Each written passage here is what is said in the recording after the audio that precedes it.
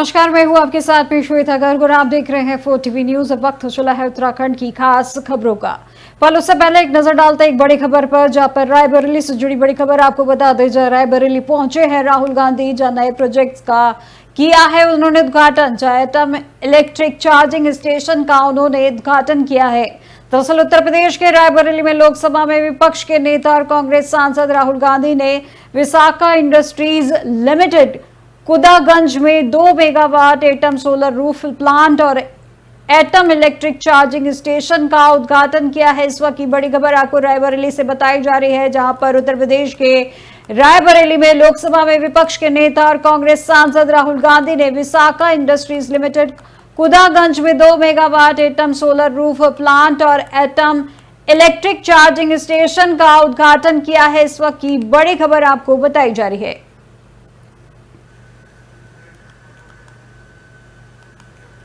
और अब आइए नजर डालते हैं उत्तराखंड की खास खबरों में, जहां पे पहली खबर है पहलगाम आतंकी हमले के बाद उत्तराखंड में अलर्ट जारी किया गया है।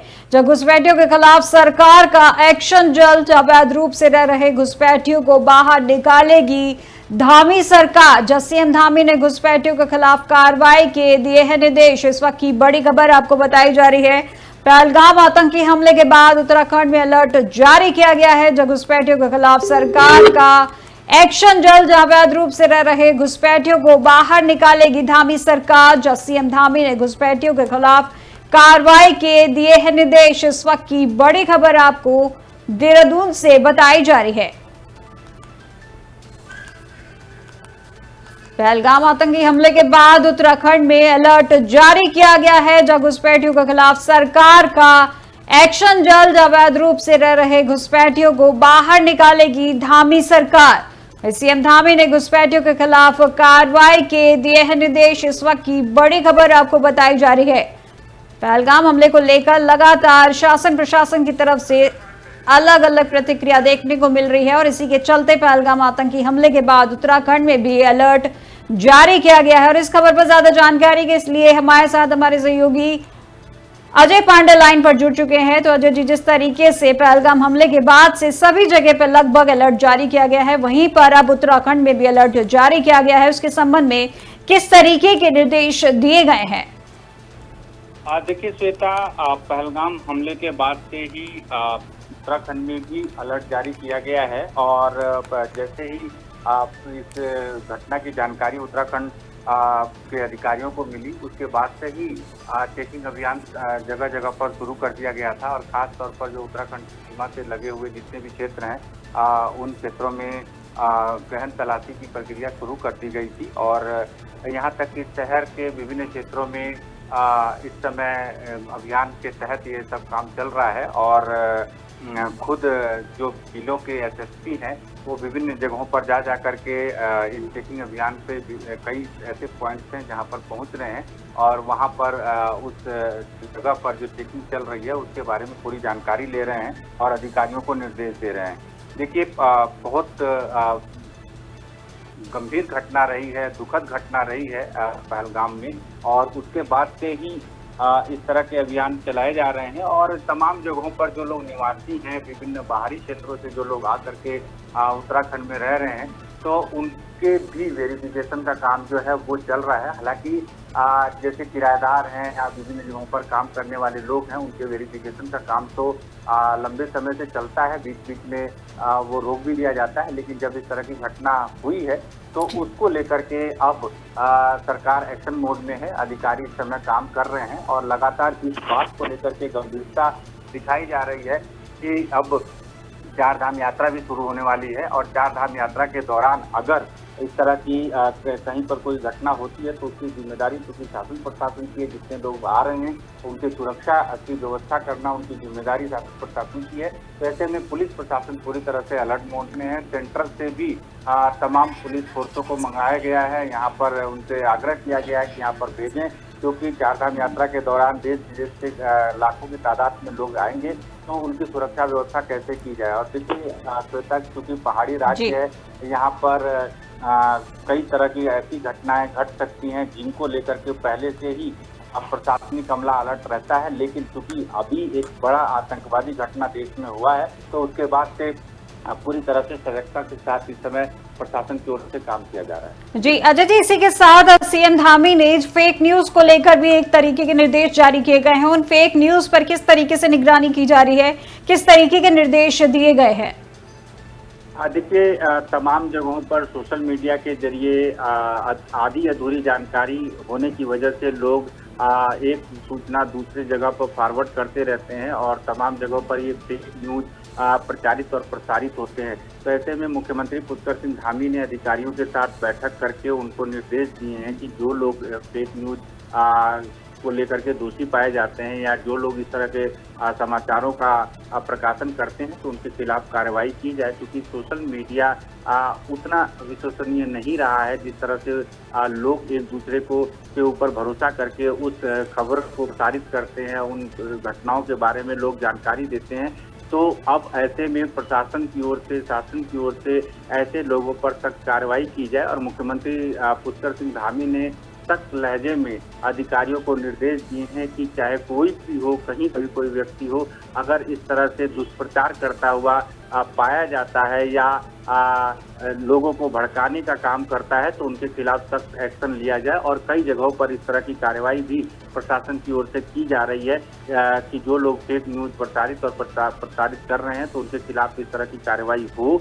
और ऐसे में दूसरे लोग भी सबक लें कि जब तक पूरी जानकारी न हो, आधी अधूरी जानकारी के तहत अगर कोई किसी खबर को प्रसारित करता है, कोई सोशल मीडिया के जरिए, दूसरे माध्यमों के जरिए अगर दूसरे को बताना चाहता है तो वो गलत है और ऐसे लोगों पर कार्रवाई होगी। तो उसको देख करके अन्य लोग भी सही जानकारी और सही तथ्यों को ही आगे प्रचारित और प्रसारित कर सकते हैं। कई वीडियो लोग अपलोड कर देते हैं, कई खबरों को लिख देते हैं जो सही नहीं होते हैं। आधी अधूरी जानकारी के जरिए उन तक वो सूचनाएं पहुंची होती है, भ्रामक होती है सूचनाएं, और ऐसे में ऐसे लोगों के खिलाफ अगर सख्त एक्शन नहीं लिया जाएगा तो दूसरे लोगों का भी मनोबल बढ़ेगा और वो भी इस तरह के गलत प्रक्रिया के तहत काम करेंगे। तो ऐसे में मुख्यमंत्री पुष्कर सिंह धामी ने प्रदेश के डीजीपी और मुख्य सचिव को निर्देश दिए हैं कि वो अपने अपने मातहतों को निर्देश दें और सभी जिलों के जैसे एसएसपी हैं, जिलाधिकारी हैं,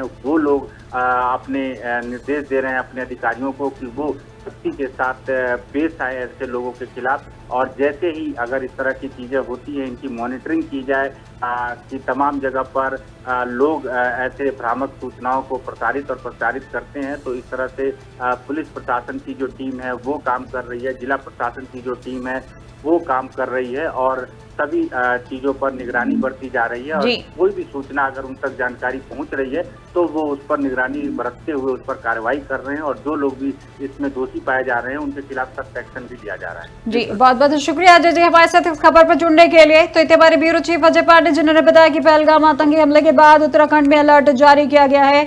जब घुसपैठियों के खिलाफ सरकार का एक्शन जल्द है। जब अवैध रूप से रह रहे घुसपैठियों को बाहर निकालेगी धामी सरकार। जब सीएम धामी ने घुसपैठियों के खिलाफ कार्रवाई के निर्देश दिए हैं।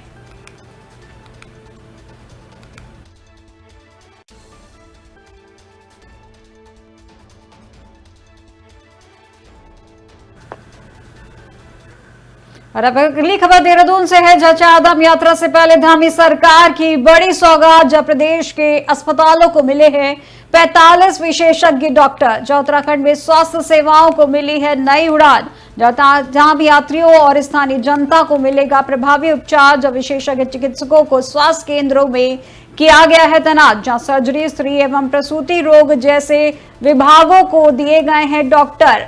इस वक्त की बड़ी खबर आपको बता दें, जहां पर चारधाम यात्रा को लेकर बड़ी खबर आपके सामने आ रही है। जहां चारधाम यात्रा से पहले धामी सरकार की बड़ी सौगात मिली है। जब प्रदेश के अस्पतालों को मिले हैं 45 विशेषज्ञ डॉक्टर। जहां उत्तराखंड में स्वास्थ्य सेवाओं को मिली है नई उड़ान।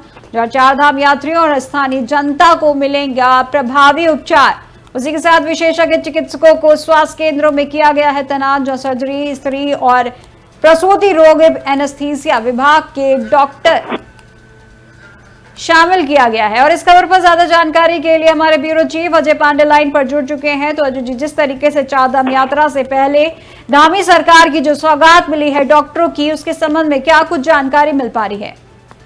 देखिए श्वेता, अब चार धाम यात्रा शुरू होने वाली है और ऐसे में देश विदेश से तमाम लोग यहाँ पर दर्शन के लिए आएंगे और चारों धामों के यात्रा मार्गों पर चिकित्सकों की तैनाती की गई है और ऐसे में अब 45 विशेषज्ञ चिकित्सकों की भी तैनाती की गई है और वो अब अपनी सेवाएं देंगे। उनसे ये कहा गया है कि जल्द से जल्द वो आकर के अपना चार्ज संभाल लें, अपना कार्यभार संभाल लें, क्योंकि अब चूंकि काफी संख्या में जब लोग आएंगे तो ऐसे में तमाम ऐसी दिक्कतें होती हैं स्वास्थ्य सेवाओं को लेकर के, चिकित्सकीय सेवाओं को लेकर लोगों को, कि अगर वहां पर स्पेशलिस्ट चिकित्सक नहीं रहेंगे तो दिक्कत आ सकती है। तो ऐसे में इन लोगों को नियुक्ति की गई है और उन यात्रा मार्गों में वो रहेंगे और इसके साथ साथ जो तमाम और भी डॉक्टर हैं और पूरा स्टाफ है, मेडिकल स्टाफ, वो जगह जगह पर तैनात किया गया है।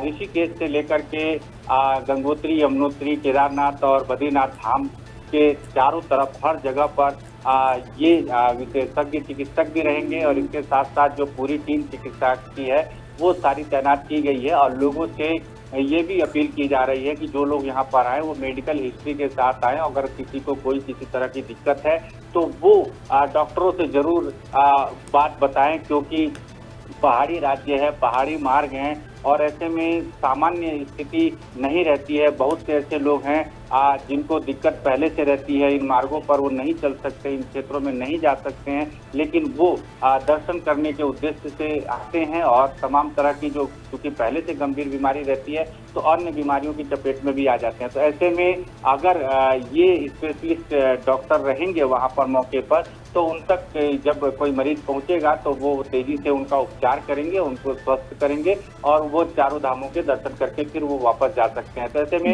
प्रदेश सरकार की ओर से लंबे समय से कवायद चल रही थी कि उत्तराखंड में स्वास्थ्य सेवाओं को पटरी पर लाया जाए, स्वास्थ्य सेवाओं को और ज्यादा उपयोगी साबित किया जाए और जो स्थानीय लोग हैं उनको भी इससे लाभ मिलेगा और इसके साथ साथ जो बाहर से जो लोग आ रहे हैं उनको भी सरकार के इस कदम से काफी लाभ मिलेगा। और अजय जी, जो ये 45 डॉक्टर जो विशेष 45 डॉक्टर जो यहाँ पर नियुक्त किए गए हैं, जिनको रखा गया है, इस चारों धामों के लिए नियुक्त किया गया है या किसी एक धाम में इन 45 डॉक्टरों की नियुक्ति की गई है? देखिए श्वेता, चूंकि ये यात्रा का जो पड़ाव होता है जगह जगह पर, उन जगहों पर ये मेडिकल जो कैंप हैं वो लगाए जा रहे हैं, तो वहाँ पर ये डॉक्टर तैनात किए जाएंगे और तमाम जो जिला चिकित्सालय है वो बीच में पड़ता है। इसके अलावा बाकी जो सामुदायिक केंद्र है वो भी बीच में पड़ता है। तो जैसे जैसे इन चिकित्सकों की जरूरत जहाँ जहाँ पर है उन जगहों पर इनकी तैनाती की जा रही है और ये चारों धामों के क्षेत्र में ये सारे चिकित्सक हैं वो तैनात रहेंगे। इसके अलावा जो मेडिकल का बड़ा स्टाफ है, सभी मेडिकल कॉलेजों से स्टाफ को लगाया गया है यहाँ पर और तमाम जो जिला चिकित्सालय हैं वहाँ पर स्टाफ को रखा गया है, मेडिकल स्टाफ को। अन्य जगहों से प्रदेश के कई हिस्सों से डॉक्टरों को बुलाया गया है, जो विशेषज्ञ हैं वो भी अपनी तैनाती और ड्यूटी देंगे।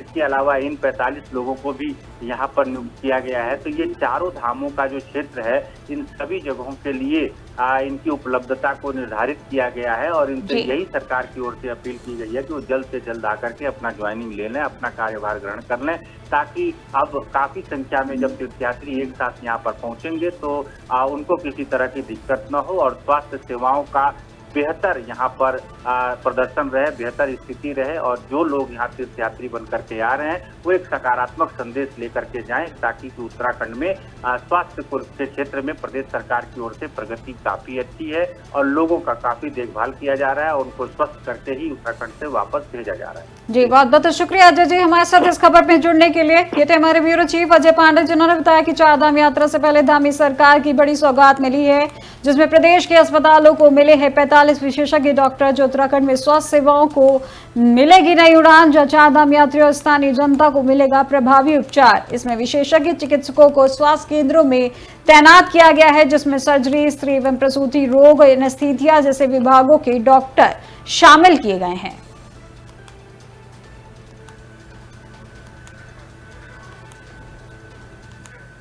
और अब देहरादून से अगली खबर है, जहां केंद्रीय सड़क एवं परिवहन राज्य मंत्री ने जायजा लिया है, जो श्रद्धालुओं की सरल और सुगम यात्रा का प्रयास किया जा रहा है, जिसमें यात्रा मार्गों पर सड़कों का दुरुस्त किया गया है। दरअसल केंद्र सरकार चारधाम यात्रा के साथ ही आदि कैलाश की यात्रा पर आने वाले श्रद्धालुओं की सरल और सुगम यात्रा को लेकर प्रयास कर रही है। जहां केंद्रीय सड़क एवं परिवहन राज्य मंत्री अजय टम्टा ने बताया कि यात्रा मार्गों पर सड़कों को दुरुस्त किया गया है। उन्होंने स्वयं सड़क मार्गों की स्थिति का जायजा लिया है। वहीं अजय टम्टा ने बताया कि बहुत जल्द ही दिल्ली देहरादून एक्सप्रेसवे का निर्माण कार्य भी पूर्ण होने जा रहा है। उन्होंने यह भी बताया कि इस एक्सप्रेसवे के बनने से दिल्ली से देहरादून की दूरी को मात्र 2.5 घंटे में पूरा कर लिया जाएगा और इसके साथ ही देहरादून शहर के लिए भी कई योजनाएं तैयार की जा रही हैं।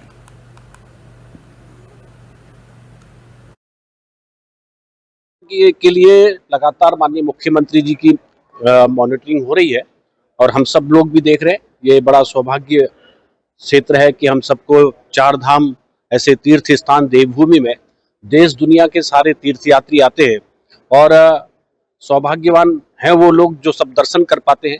इसकी व्यवस्था उत्तराखंड सरकार के माध्यम से लगातार हमारे सभी विभाग के विभागाध्यक्ष कर रहे हैं और चूंकि चार धाम का सारा रोड नेटवर्क NH का है और इसलिए वो सारा रोड जितना भी लगभग हमारा बहुत तेज गति के साथ हम काम को कर पा रहे हैं। पिछले दिनों में केदारनाथ, बद्रीनाथ और सभी धामों की तरफ को गया था और बाई रोड ही गया था, जिसके माध्यम से हमने अभी भी अब रोड नेटवर्क की पूरी मॉनिटरिंग की है। और वहीं हमारा बहुत जल्दी ये चार धाम के साथ साथ हमारा आदि कैलाश और कैलाश मानसरोवर की भी यात्रा हमारी प्रारंभ होने वाली है।